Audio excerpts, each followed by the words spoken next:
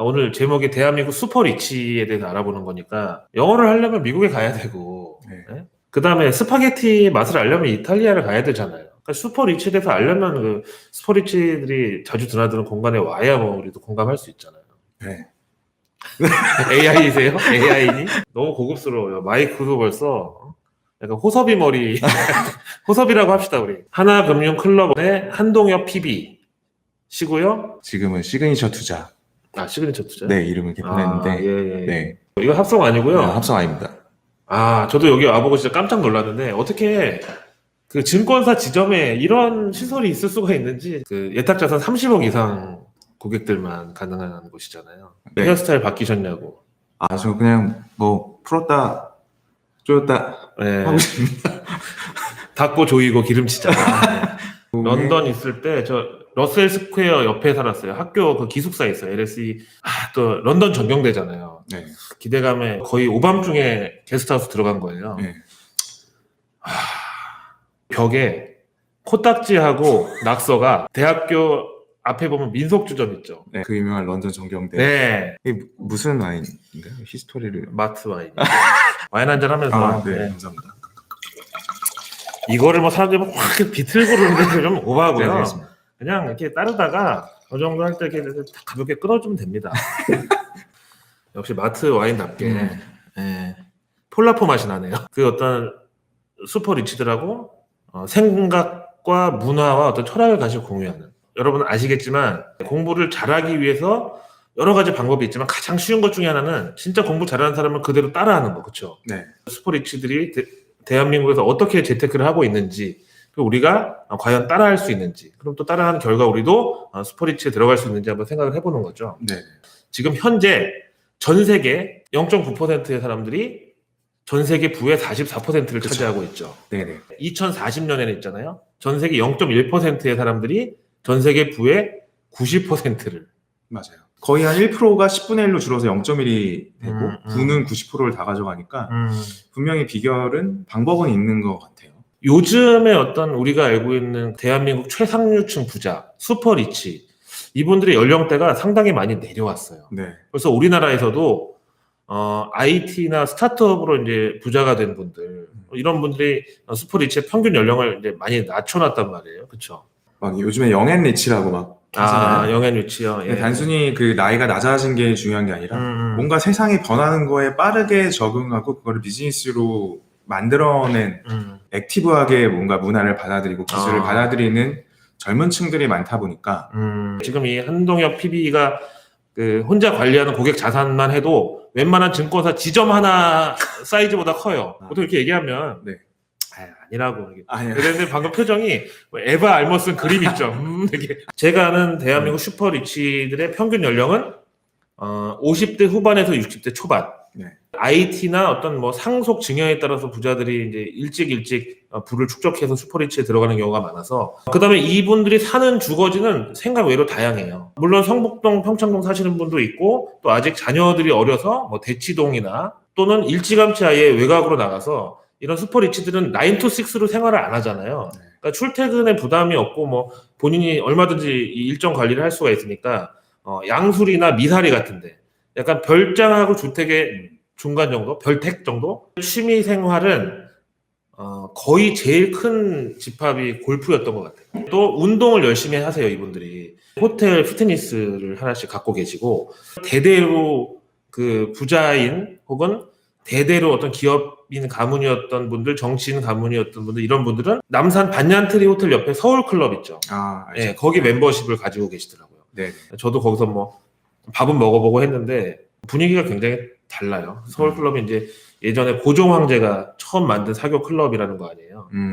슈퍼리치들은 대부분 자녀가 많더라고요. 대부분 2명 이상이에요. 2명, 3명 이렇게. 사위는 의사, 변호사, 검사, 며느리는 대학 교수나 교사. 정말 그 바운더리가 스펙트럼이 넓은 것 같아요. 근데 이제 공통점은 자기가 하는 분야에서 굉장한 노하우가 있고 사업적으로 비즈니스적으로 성공한 뭐 자산 관리라는 말 있잖아요. 저는 자산 관리 안 하거든요.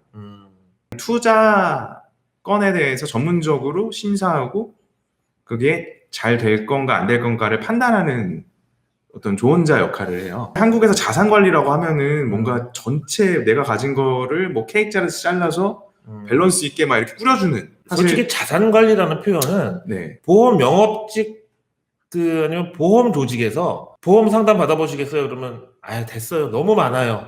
근데 자산 관리 이러면 이게 뭐지? 내 자산을 어떻게 관리해? 그렇게 백그라운드에 대해서 별로 이렇게 궁금한 적이 없던 것 같아요. 하다 보면 그냥 이렇게 비즈니스 얘기를 하다 보면 이분이 어떤 분야의 그렇죠. 스페셜리스트구나. 슈퍼리치들은 네. 조직을 이제 직접 운영을 해본 적도 있고 하니까 어떤 적재적소에 사람을 쓰는 거에 또 능하기 때문에 투자 전문가하고는 투자를 논하고 호텔 피트니스에서는 또 그 사람들하고의 어떤 뭐 인간적인 문화적인 교류를 하고 이렇게 그런 나름대로 그룹핑이 또 다 따로 있다는 생각이 들고요. 요즘에 이제 대한민국 슈퍼리치들의 트렌드 중에 하나가 뭐냐면 그 손자 손녀한테 네. 콘도 회원권 같은 거를 손자 손녀 이름으로 이제 양도세 내면서라도 니네끼리 놀러 갈 때 나도 좀 불러라. 나도 같이 가자. 이거 내가 사준 거니까. 네. 대한민국의 어떤 이제 부유층이 숫자가 이제 양적으로도 늘어나기도 하고, 그다음에 질적으로도 좀 상승을 하다 보니까 손자 손주 사랑, 내리 사랑 이런 거에서 되게 구체적으로 가지 않았어요? 제가 경험했던 슈퍼리치라고 한다면 골프장 회원권이 아니라 그냥 골프장을 갖고 있어요. 내가 되게 시시한 놈이 되잖아. 아니요, 진짜 갖고 있어요. 사실 우리가 그냥 언론이나 흔히 말하는 뭐 재벌, 그다음에 뭐 정말 갑부 이런 것보다 알려지지 않은 그런 슈퍼리치들이 굉장히 많고. 나 나름대로 막 라떼 이즈 홀스 알죠? 라떼는 말이야. 골프를 안 쳐요. 그리고 흔히 뭐 슈퍼카 뭐 이런 거 타고 다니고 정말 명품 많이 쓰고 뭐 전혀 그렇지 않습니다. 제가 알고 있는 슈퍼리치는 뭔가 한 가지 꽂히는 뭔가 취미든지 뭐가 있을 거 아니에요. 테니스를 좋아하시는데 진짜 테니스 라켓 그냥 좋은 거 사는 거. 근데 테니스 라켓 그렇게 안 비싸잖아요. 근데 그냥 그걸 일회용으로 쓰시는 거 아니에요? 그렇지 않습니다. 휴지로 코풀 듯이 그냥 한번 딱 치고 버리고 새 걸로 한번 써보는 때 한번 치고 버리고. 진짜 겸손함이 깃들어 있어서 많이 배우게 되는, 정말 그 마음가짐이나 이런 것도 배울 수 있는 분들이 정말 우리가 슈퍼리치라고 부를 수 있는 진정한 슈퍼리치 아닌가. 근데 투자에 대해서는 정말 과감하고 위기 때 강해요. 또 위기 때, 이번 위기 때도 정말 과감하고 판단이 명쾌하고. 그게 아무래도 이제 본인 비즈니스에서 수많은 의사결정을 하셨을 거잖아요. 그렇죠. 네, 그러다 보니까 감각적으로 위기 때 정말 이 자산들을, 주식이나 이런 것들을 사야겠다. 그런 것들은 정말 빠르신 것 같아요. 옛날부터 그 훌륭한 어떤 이제 장군들, 그 다음에 어떤 정치가들, 그 다음에 큰 뭐 부자들, 이런 사람들 보면 약간 뇌에 위험을 감지하는 중추가 남들보다 둔하거나 아니면 너무 병적인 어떤 낙관론자가 아닌가. 아니 그 전쟁터에서 총알 날아다니는데 거길 막 말 타고 막 누비면서 물론 그렇게 해서 이제 승리를 하면 본인이 전쟁 영웅이 되고 막 성과 어마어마한 어떤 지주의 지위로 격상되는 거죠. 우리나라도 마찬가지. 대한민국 지금 현재 10대 재벌 중에서 대부분이 6.25 때 하고 사우디에서 돈 벌었잖아요. 근데 거기 환경이 어땠어요? 진짜 목숨을 걸고 일을 해서 번 사람들인데 그런 분들 보면 인간적인 어떤 능력이 뛰어나냐 이거보다는 약간 뇌의 위험 감지 중추가 좀 남들보다 둔하거나 아니면 나는 무슨 일이 있어도 살 수 있다는 약간 궁극적인 어떤 결정적인 차이는 꼭 이게 이제 슈퍼리치와 아닌 사람들의 차이라기보다는 슈퍼리치는 반드시 갖고 있는 DNA는 위기를 기회로 돌려내는 의사결정이 굉장히 빨라요. 아니 그것도 보통 사람 같으면 당연히 위험한 상황에서는 몸을 움츠리게 되는 게 어떤 인간의 본성이란 말이에요. 이제 증권사 동기들 많잖아요. 예. 이번에 막 코스피 1,400 가고 이랬을 때 같이 술자리 가보면 사우나예요. 그냥 이러고 있어요. 많이 빠졌다. 네, 그거는 슈퍼리치의 사고가 전혀 아니에요. 슈퍼리치는 1,400을 보면 여기서 판단을 해요. 내가 얼만큼 여기서 분할로 들어갈지. 진짜 그게 명확해요. 물론 그 사람들이라고 당연히 우리보다 평잔이 더 크니까 손실도 크게 났을 텐데 그런 상황에서도 그냥 손 놓고 어떤 상황에 내가 지배되지 않고 맞아요. 내가 되게 능동적으로 대처한다는 그런 1,400이 갔을 때 100억이 들어와요. 100억이 준비가 돼요. 슈퍼리치는. 거기서 주식을 사라고 오더를 줘요. 뭐 예를 들어서 한 팀장이 선호하는 지금 위기 때 돌릴 수 있는 주식을 사. 어. 근데 오히려 제 입장에서는 조금 더 조심스러워져요. 어. 1,400인데 더 빠질 수 있지 않을까? 근데 그때 주문을 명확하게 줘요. 다 사고 부족하면 더 말해. 그러니까 그 의사결정의 과정이 이미 나한테 오더가 왔을 때는 충분히 많이 계획이 돼 있다라는 거죠. 근데 그러한 결정들이 결국에는 굉장히 나중에 지나고 봤을 때는 근데 이게 한두 명의 어떤 슈퍼리치의 특징이 아닌 것 같아요. 다 그렇습니다. 네. 하나금융에서 나온 웰스 리포트 봤더니 한국의 부자들 기준이 금융자산 10억 이상. 그러니까 순수하게 금융자산만 2018년 말 기준으로 32만 3천 명. 사실 32만 명의 범주는 슈퍼리치는 아니죠.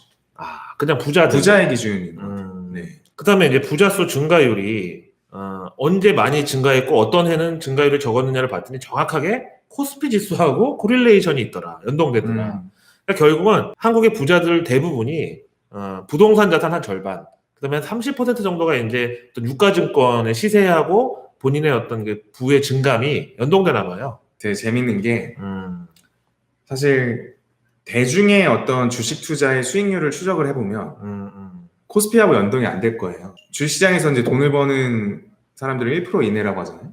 99%는 계속 잃어요. 근데 이건 통계적으로 증명이 돼 있어요. 개인 투자자들이 가장 많은 모 증권사의 한 10년 통계를 보면 그렇게 나와 있습니다.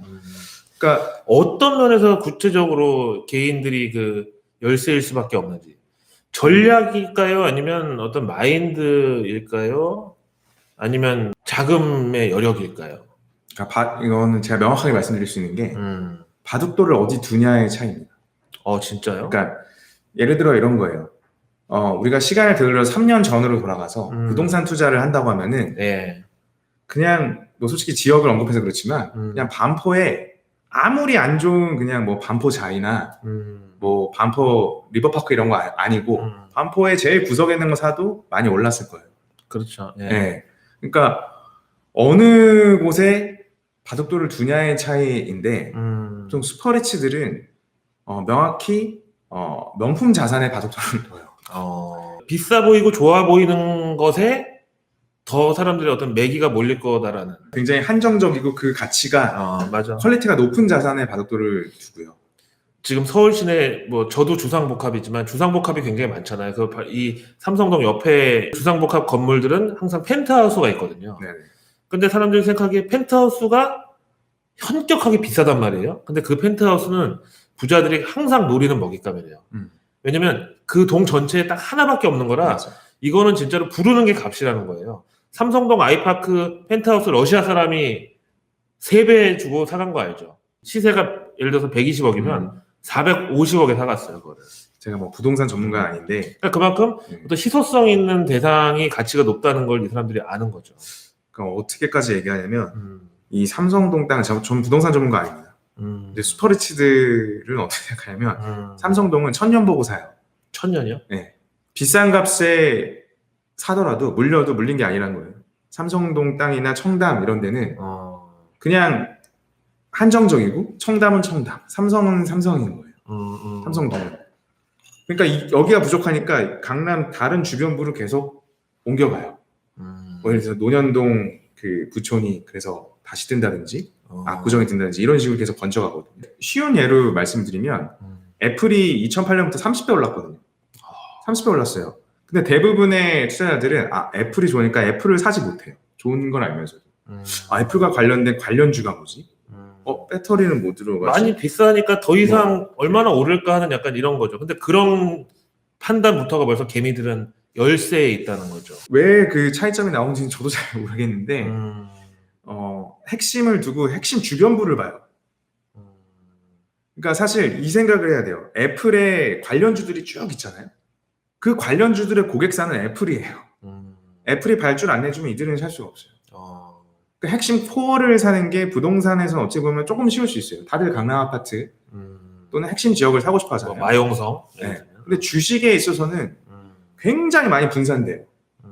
뭐 최근에 총선도 있었으니까 뭐 총선 테마주라든지 뭐 코로나 테마주, 무슨 테마주 그런 쪽으로 굉장히 많이 분산이 돼요. 근데 마지막 승자는 지금까지는 그런 퀄리티 있는 주식들이 모든 걸 끌어왔다. 은행이나 증권사에서 펀드 가입해 보신 분들은 알겠지만 약간 설문 같은 건 이제 작성해서 내고 그게 바로 고객의 어떤 위험 감내 성향, 대한민국 슈퍼 리치들의 어떤 투자 성향은 왠지 슈퍼 리치 그러면 안정적일 것 같지만 실제 일반인들보다 훨씬 더 공격적인 경우가 많다면서요. 공격적이라기보다는 투자의 범주를 제한하지 않아요. 그게 공격적인 거죠. 근데 이제 공격적이라고 하면은 막 어, 위험한 것만 할 것 같고 굉장히 어그레시브 할 것 같은데 그런 게 아니라 범주를 두지 않고 굉장히 넓게 생각한다는 거죠. 이게 어떤 그러니까 그 사고의 유연성 자체가 네. 지금 뭐 이러니까 이때는 뭘 해야 돼 막 이게 아니라 그렇죠. 그 어떤 대상도 다 고려할 맞습니다. 수 있다고 보는 네. 사고의 유연성. 네. 실제로 그 아까 얘기한 금융자산 10억 이상 부자들 있잖아요. 위험 그 감내 조사를 해보면은 고수익하고 고위험을 추구하는 적극 투자형 내지는 뭐 공격 투자형 이 비중이 17%. 일반인이 한 8%대니까 거의 일반인의 2배로 오히려 부자들이 적극 투자형 하이 리스크 하이 리턴의 어떤 투자 성향을 갖고 있대요. 그 다음에 이제 안정 추구형의 경우는 부자들이 48%. 근데 일반인들은 한 80% 된다니까. 오히려 안정형 투자자들은 일반인보다 비율이 절반밖에 안 되는 거죠. 어떤 공격형이다, 안정형이다, 중립형이다 이게 중요한 게 아니고 투자의 대상을 물색할 때 굉장히 유연하다. 누군가에게는 공격적으로 보일 수 있지만 그거를 간파하고 있는 어떤 전문 투자자 또는 슈퍼리시한테는 제일 안정적일 수도 있는 거죠. 이어서 부자들이 꼽은 향후 유망 투자처는 도대체 어디냐? 네. 물론 이거 장기 투자 기준입니다. 제일 첫 번째가 빌딩하고 상가를 꼽았네요. 이게 54%. 두 번째가 주식 30%. 이거 의외인데요. 부자들이 꼽은 유망 투자처의 주식이 30%나 차지했다는 거는 왠지 이분들은 주식은 위험하다고 안 할 것 같고 빌딩 상가는 이해가 되거든요. 네. 그다음에 펀드가 22%. 그다음에 금, 다이아 이런 프리셔스 메탈이라고 그러죠. 귀금속류 이쪽은 15%. 그다음에 저축성 보험, 예금 이게 이제 한 14% 이렇게 되네요. 실제로 슈퍼리치들이 빌딩하고 상가의 투자 비중이 제일 높나요? 높다기보다는 그냥 기본 옵션으로 갖고 계신 분들이 많고요. 기본이요? 네, 기본 옵션으로 갖고 계신데 그걸 기본으로 갖고 있다고요? 네, 보통 그런 분이 많은데 네. 이제 필드에서 느끼는 이제 실상을 말씀드리는 거니까 네. 최근에 주식이 굉장히 많아진 건 사실이에요. 슈퍼리치들도 주식을 아예 안 하셨던 분들, 그러니까 부동산으로 부를 이루셨던 슈퍼리치들도 저만 체감하더라도, 그러니까 이제 최근에 개인 투자자들이 많이 몰리는 동학 개미 운동 이렇게 하잖아요. 예. 어떻게 생각하세요? 동학 네. 개미 운동은 과연 성공으로 끝날 것인가 아니면 확실하게 말씀드릴 수 있는 건 성공합니다. 어. 성공하고요. 그럼 네. 되게 보통 동학 개미 운동이라고 하면 동학 개미 운동이라는 것 자체가 굉장히 좀 약간 좀 멸시 내지는 짠하다는 그런 느낌을 담고 있는 그런 표현인데 이번엔 그렇지 않다는 거예요. 멸시하는 사람들은 정말 나쁜 사람들이에요. 제가 너무 표현 거칠게 했는지 모르겠는데 저 그 얘기를 듣고 너무 많이 화가 났거든요. 이번 하락장에서 들어온 동학 개미 운동은 정말 스마트 머니예요. 근데 기존에 물려서 피 철철 흘리고 손해보고 나는 좀 주식을 알아라고 한 사람들 중에 손실을 많이 안 본 사람 없거든요.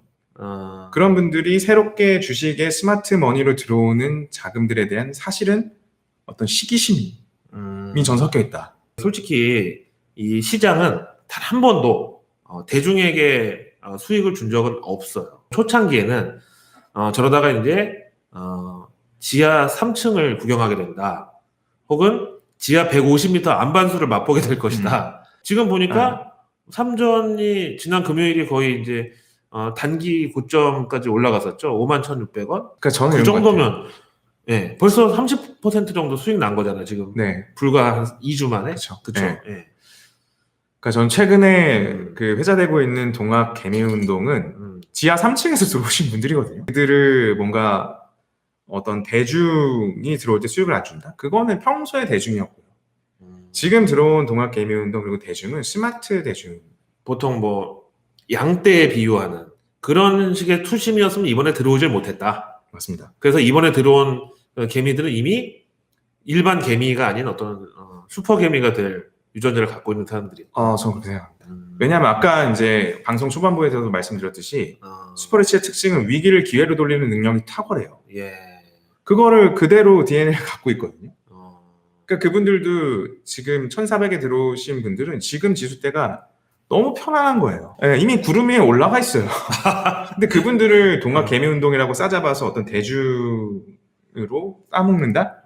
저는 옳지 않다. 되게 대한민국 슈퍼리치들랑 상대하시니까 동학 개미운동은 되게 약간 예, 무시하실 줄 알고 질문 드렸는데 의외로 이번에 들어온 그 동학 개미들은 얘기하신 스마트 대중이었다. 네. 이제 예전에는 뭐 개미 개인 투자자, 기관 투자자 이렇게 구분을 했잖아요. 외국인 투자자. 예. 사실 그 여의도의 기관 투자자분들 정말 고생 많이 하시지만 네. 사실 개인 투자자분들이 기관 투자자한테 실망한 것들도 굉장히 많았거든요. 많죠. 예. 네. 그래서 이제 내가 맡길 바에 기관한테 맡길 바에 내가 직접 할 거다. 직접 할 수 있을 정도로 스마트한 분들이에요. 한동엽 팀장님이 네. 저를 처음 한국경제TV에서 봤을 때 저 네. 사람은 뭐 하는 사람이라고 생각하셨어요? 벌써 10년이 넘었는데 네. 그때부터 사실 미국 주식, 미국 시황에 대해서 네. 말씀해 주셨기 때문에 저는 그냥 되게 똑똑한 사람? 그냥 무슨 편이 생각이 안 나는데 네. 다른 건 그냥 다 참조로 봤어요. 꼭 보는 거. 제가 리플레이까지 한잔해. 정말 네. 한잔해. 그래서 제가 정말 그 김희욱 위원의 방송이 이제 중간에 막을 내렸잖아요. 정말 리셋했죠, 리셋 제가. 정말 싶었습니다. 제가 이 얘기를 왜 여쭤보냐면, 제가 이제 리셋 증후군에 대해서 유튜브에 이제 방송도 찍어서 이제 올렸지만, 이렇게 또 남이 안 가는 길을 정말 그 어떤 프론트 러너로서 가기도 하는데, 그러다 가끔 이렇게 현타가 오면 리셋을 많이 한다고 그랬잖아요, 제가. 그때도 네. 주변에서, 쟤는 뭐야? 기자야? 뭐야? 기자 아닌데. 기자도 아닌데 왜 이렇게 방송을 많이 해? 이런 약간 또 그 안티 세력이 생긴 거예요. 쟤는 뭔데 공채도 아닌 게 어느 날 갑자기 와서 방송을 저렇게 지 혼자 다 해. 그 다음에 이제 또 금융권에서는 쟤는 애널리스트인가? 도대체 그 기자가 포지션이 뭐지? 그리고 제가 저렇게 얘기하는 거 다 제가 다 책임질 수 있는 어떤 백그라운드가 있나? 그래서 이제 제가 그걸 극복하려고 해외 선물 실전 투자 대회에 나가서 저 상도 타고 이제 그런 극복의 과정을 겪어왔어요. 그래서 저는 이번 동학 개미 운동을 보면서 약간 제 어떤 이 사회생활하고 좀 그 동질감이 든다고 할까? 사람이 털리고 잃고 하다 보면 자꾸 배우게 되고 그 이전의 실수를 반복하지 않기 위해서 자꾸 자기 약한 부분을 보완을 하게 돼요. 그런 가운데 발전도 있는 거고 그러다 보면 스마트 개미도 언젠가 슈퍼 리치가 되는 거예요. 근데 지수가 계속 떨어지고 주식 다 폭락하는데 그냥 하고 그냥 맞아요. 아무 대책 없이 있는 이거야말로 정말 제일 그 자기 어떤 인생에 대해서 무책임한 자세가 아닌가. 그때 제가 술 엄청 먹고 유튜브 하세요 이랬을 때 예. 제가 말씀드렸던 계기는 이 런던 오빠님은 본인이 갖고 있는 매력이나 능력을 너무 모르시는 거예요. 에이, 아는데 모른 척 그러니까 하는 저는 거야. 진짜로 저 근데 미국 주문 하나 들어와서 빨리 3분이면 됩니다. 그렇게 하세요. 예. 네. 보통 경제 그러면 내가 어떻게 해서 돈을 벌었느냐 아니면 나는 지금 얼만큼의 재산을 갖고 있고 얼만큼 돈을 버느냐 이거부터 이제 시작을 하면서 사람들이 나도 저 사람처럼 되고 싶다 해서 이제 구독자를 모으는데 저는 말씀드린 대로 제가 망한 거부터 얘기하고 제 얘기를 이제 시작을 했잖아요. 근데 그게 뭐 감성팔이를 하려고 한 게 아니라 너무 아름다운 그림만 보고 좋은 멜로디만 듣고 살기에는 이 금융시장이라는 곳은 그렇게 녹록치 않은 곳이라는 걸 좀 알려드리고 싶었고 근데 거기에는 내가 내 스스로한테 어떤 이 보상과 어떤 동인을 제공해주지 못한 것도 사실 컸다고 봐요.